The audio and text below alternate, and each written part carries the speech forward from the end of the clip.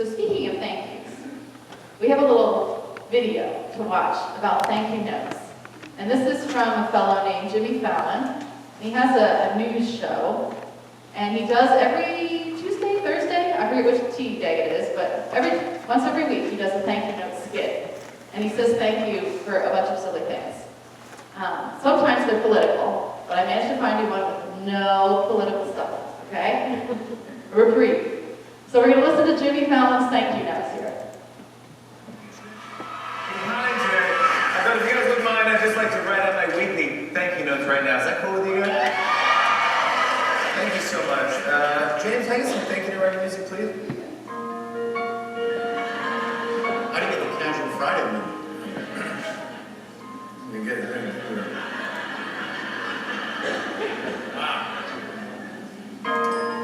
Thank you, Sidewalk Salt, for being Margarita Salt that finally quit partying and got a job. Yeah.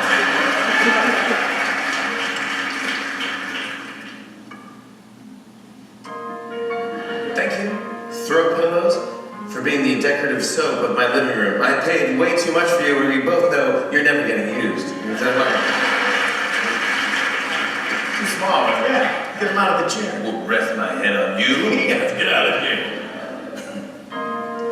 Thank you, Ariana Grande's new single, 7 Rings, or as Tom Brady put it, son. You know, right?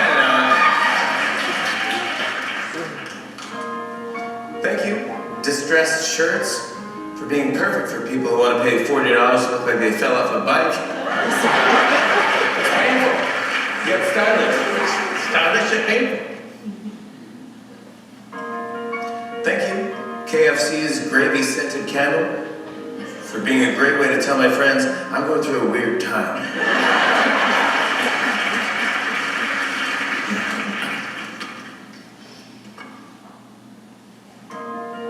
Thank you, guy who rents shoes at the bowling alley, for convincing me that one short spray is all I need between me and the 500 sweaty feet that came before.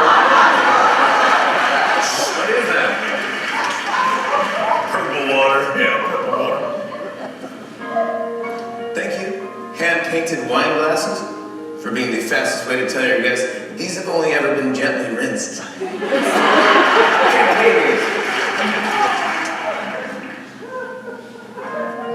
Thank you, Disneyland, for opening your first ever brewery. Now parkgoers can stop feeling sleepy and grumpy and start feeling happy and dopey.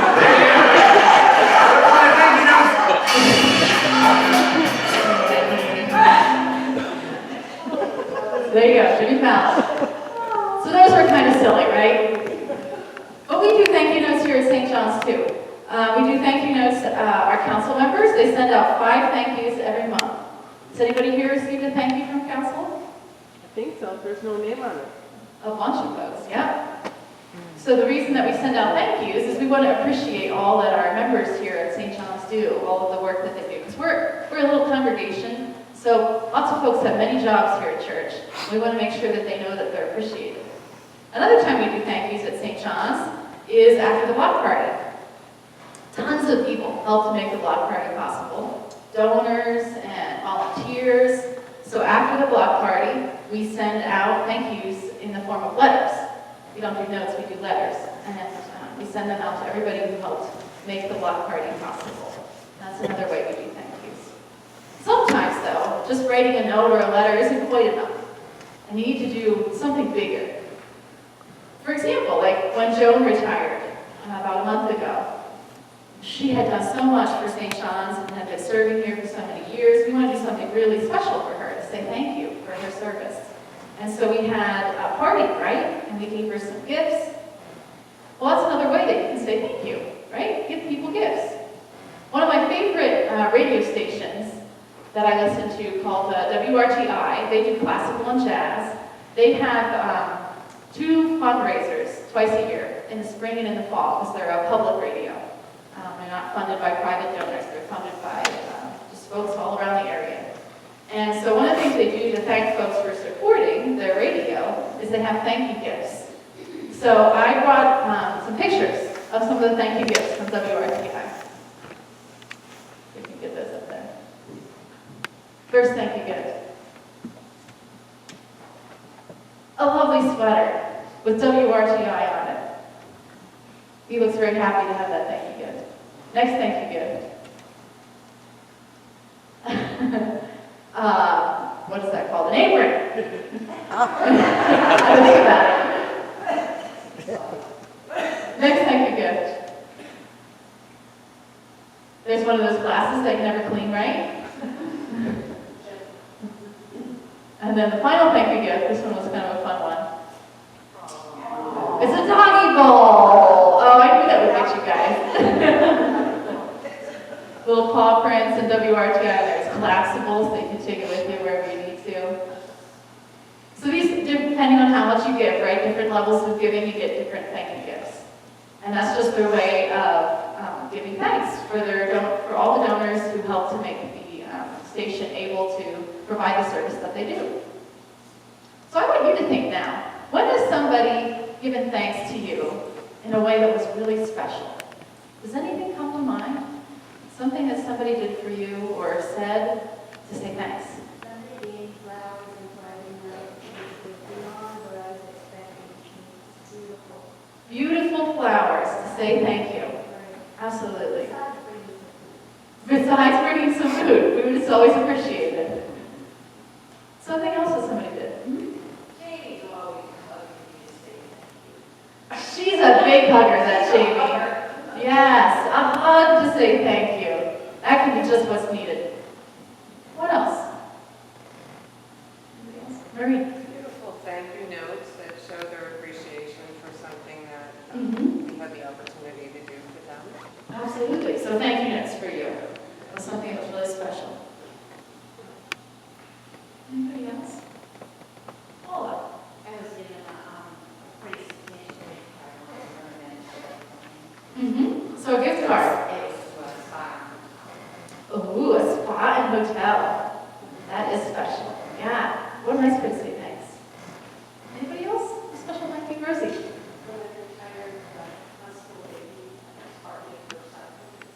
There you go. So when Rosie retired, she got a party at Berkshire? Brookside Country Club. Special. And a surprise. Yeah, surprises can sometimes be a nice thing too. Yeah. Dinner certificate. Going out to eat. Absolutely. Anybody else? Nancy. Our secretary, Susan, responds to something you ask her to do. She's always saying, thank you. Yes. Got your message or something. Susan, she's always saying thank you. Yeah, so Susan's our administrator here at St. John's. And sometimes you'll ask her to do something and she'll say, thank you. And I'm like, no, thank you, Susan. You're the one who's doing it. But yeah, she always says thank you. She's a very grateful person. Absolutely. So today in our story, it's a story about thank you, right, in the gospel. And in the gospel, Jesus encounters 10 lepers. What are lepers? Yeah, Jess. It's a disease, right? So it's a person who has a particular kind of disease. Does anybody know anything about the disease leprosy? What does it do?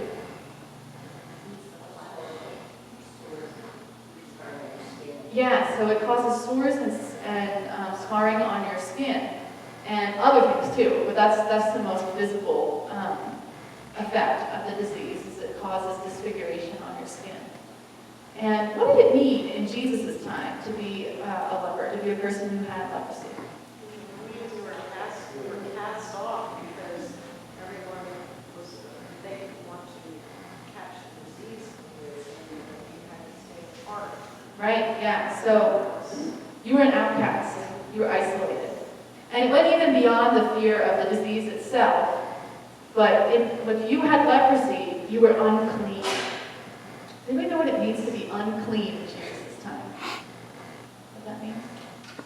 So if you were unclean, it meant you couldn't go near the temple. In other words, you couldn't approach God. And it also meant that if anybody else was near you or touched you, they became unclean. And so then they couldn't go to the temple or approach God.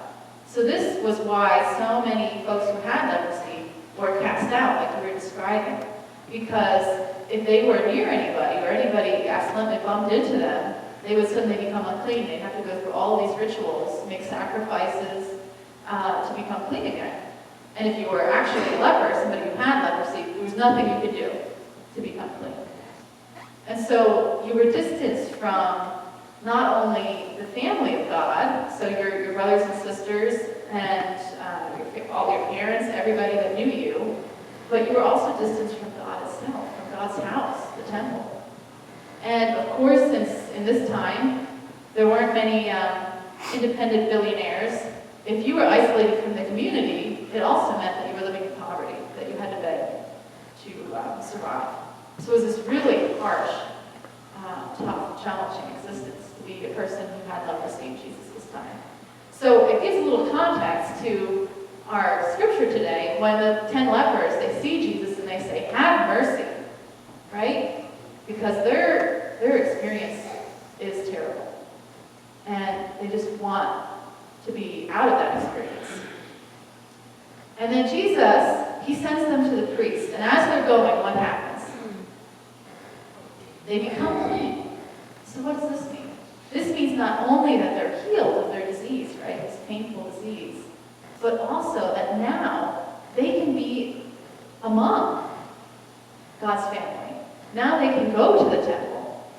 Now they can worship God. They can be in God's presence.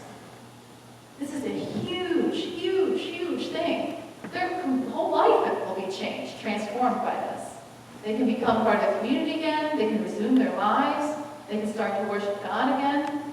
It's hard for us to kind of imagine the isolation that they would have experienced and the transformation that something like being made clean and healed would have brought upon their life. So, if this was so huge, how many people came back to Jesus and said thank you? One! And there's a special note about this one. What kind of person is he? He's a Samaritan. Go figure, huh? What do we know about Samaritans? They weren't Jews. Even more, what did the Jews feel about Samaritans? They didn't like them, right? Yeah. They were bad. So they didn't get along, right? They were very close neighbors. In fact, at one point, the Samaritans were Jews. And then because of some things that happened in history, they started to worship a little differently than the Jews did. And so there was a lot of kind of bad blood between the Samaritans and the Jewish people at this time period. And so it would have been kind of irksome that if Jesus had healed, say, 10 people and 9 of them were Jews and 1 was a Samaritan, that the only person who came back and said thanks was a Samaritan. Interesting. But let's not be too harsh on those other 9, because sometimes we can be the same, right? Going along in life, and something incredible happens, so we don't always think to say thanks to God, do we? Sometimes we do, sometimes we remember, but sometimes we don't. So I'd like to take now a couple minutes for each person to think about something that they're thankful for God. Could have been something that just happened recently or something that happened a while ago. And you may have gotten cards or you may not have. Did you get cards? Some yes, some no. Some okay. So if you got a card or not, I want you to think about what is something you can do to say thanks. Maybe you want to write a little note to God, a little thank you note. Maybe you want to think about a gift that you want to give back to God as thanks. So let's take a few minutes and think of something that we're really thankful for. And either choose to write a note or think of something that you'd like to give to God as a way of saying thanks. So let's take a minute to do that.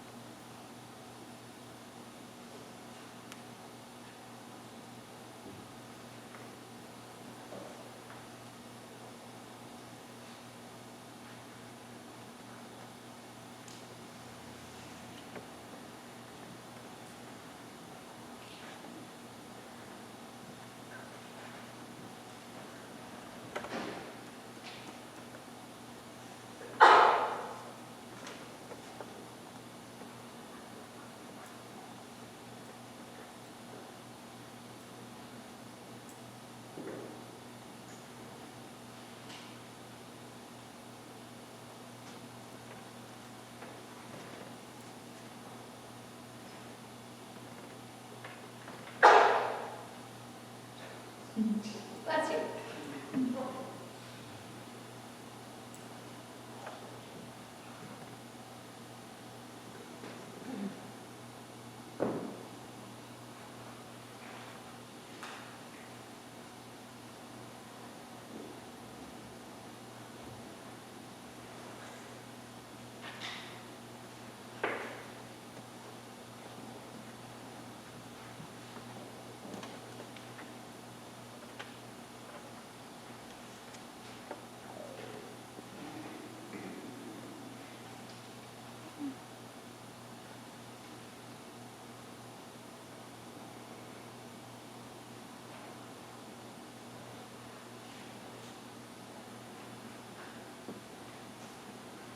All right.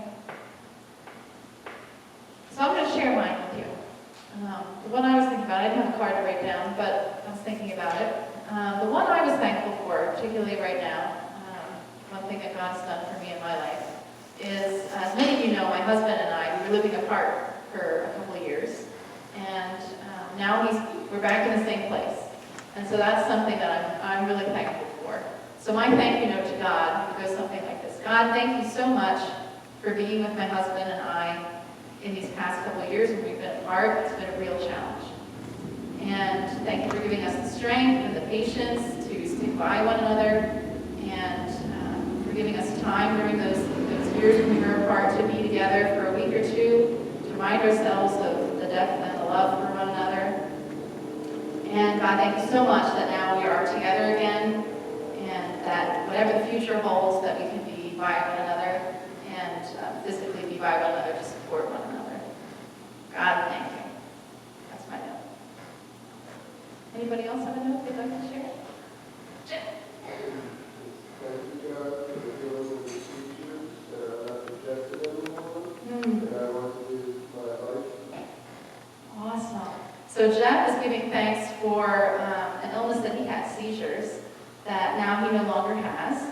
And his gift is giving his life to God. That's huge, Jeff. You've done so many things to give your life to God. Absolutely. Ways that you served here at church, and things that you've done at your home, too, in your personal life. Anybody else have a thank you? Or thank you note you'd like to share? Marie? I said, thank you, dear God, for giving me the gift of so many friends, loved ones, and even acquaintances whose lives, including mine, are transformed only by your unconditional love. Your love is a true gift. So thanks for the community around you and for God's love. Absolutely. Anybody else?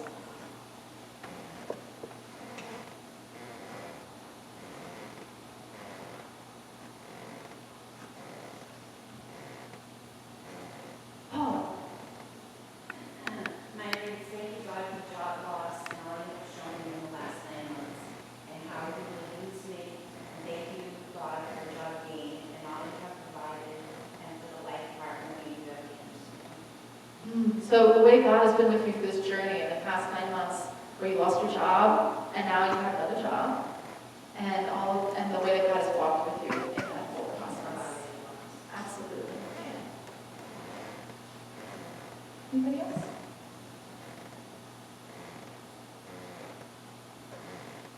Whatever it is that was on your mind that you were especially thankful for right now, whatever words you chose to express that thanks, whatever gift you might have chosen to give it, maybe it's a gift you're already giving. What a wonderful way to show God our thanks. He has done everything for us. We wouldn't be here without God, right?